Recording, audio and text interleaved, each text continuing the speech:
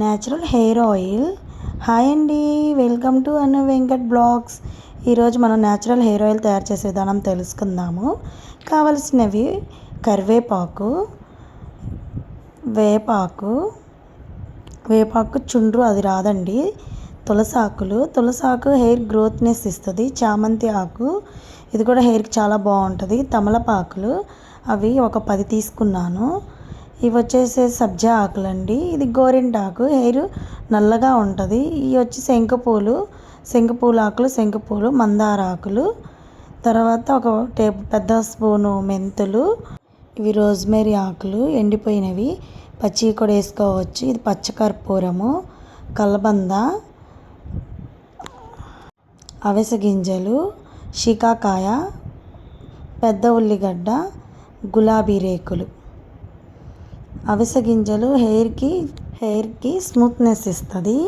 షికాకాయ హెయిర్కి షైనీ ఇస్తుంది. ఒక గిన్నె పెట్టి దాంట్లో ఆయిల్ వేయండి. నేను 1/2 లీటర్ ఆయిల్ తీసుకున్నాను. మనం ముందుగా చూపించిన ఆకులు, కరివేపాకు, వేపాకు ఇవన్నీ ఒకదానొకటి ఒకటి వేసి సిమ్లో పెట్టాలి. ఆయిల్ సిమ్లో పెడితే స్లోగా మరుగుతుంది. హైలో పెట్టామంటే మాడిపోయి ఆయిల్ పాడైపోయిద్దండి. సిమ్లో పెట్టి అన్నీ మరగనివ్వాలి. ఏంటంటే ఇవన్నీ న్యాచురల్ హెయిర్ ఆయిల్, మనకి ఇంట్లో దొరికే వాటితోనే హెయిర్ బాగా గ్రోత్గా ఉంటుంది. హెయిర్ కూడా తొందరగా ఊడదండి. Home made natural hair oil అండి ఇది. ఏదైనా అన్నీ బాగుంటాయి హెయిర్కి, బాగా గ్రోత్నెస్కి, సాఫ్ట్గా ఉండడానికి, హెయిర్ చిక్కులు లేకుండా పెలుసుగా ఉంటాయి కదండి హెయిర్, అలా లేకుండా ఉంటుంది. ఆ శంకుపూలు అనేది కూడా హెయిర్ బాగా గ్రోత్కి పనిచేసిద్ది. ఆ శంకుపూలు టీకి కూడా పనిచేస్తాయండి, అంటే స్కిన్ గ్లోకి కూడా శంకుపూలు వాడతారండి. ఇవి సబ్జా ఆకులు, చామంతి ఆకులు ఇవన్నీ హెయిర్ గ్రోత్కి యూజ్ అయ్యే ఆకులేనండి. అంతా బాగుంటాయి ఆకులు కూడా. హెయిర్ బాగా లాంగ్గా కూడా పెరుగుతుందండి. కంటిన్యూగా వాడుతూ ఉంటే హెయిర్ బాగా గ్రోత్గా, షైనీగా పెరిగిద్ది. ఇందులో కుంకుడుకాయలు కూడా వేసుకోవచ్చండి. కుంకుడుకాయలు కూడా బాగుంటుంది. కుంకుడుకాయలు వేసుకొని నేను వేయలేదు, నా దగ్గర లేవు ఆ కుంకుడుకాయలు. అందుకని ఉన్నాయి అనుకున్నాను, కానీ చూసుకుంటే లేవండి. అందుకని కుంకుడుకాయలు అయితే నేను వేయలేదు. మీరు కావాలంటే కుంకుడుకాయలు కూడా యాడ్ చేసేసుకోవచ్చు. కుంకుడుకాయలు వేసుకున్నా బాగానే ఉంటుంది. హెయిర్ ఆయిల్ చూడండి మరుగుతుంది. అది కలర్ చేంజ్ అవ్వాలి.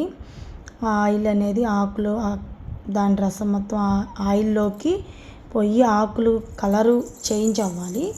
చేంజ్ అయ్యాక అప్పుడు అది, అంటే ఇది చేంజ్ అయ్యేదాకా సిమ్లోనే పెట్టాలండి.